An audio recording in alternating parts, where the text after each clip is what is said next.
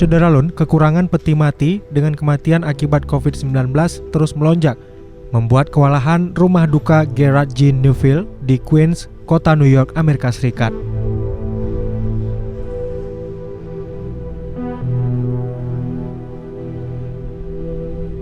Biasanya rumah pemakaman ini menangani rata-rata 7 atau 8 mayat per minggu. Namun sekarang lebih dari 20 per hari.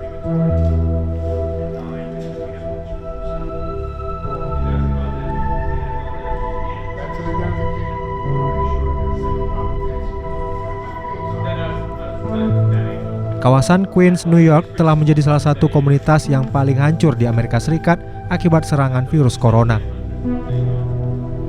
Negara bagian New York, pusat virus di negara itu, melaporkan 23.478 kematian dan 306.158 kasus. Diikuti oleh New Jersey masing-masing dengan 6.770 dan 116.264.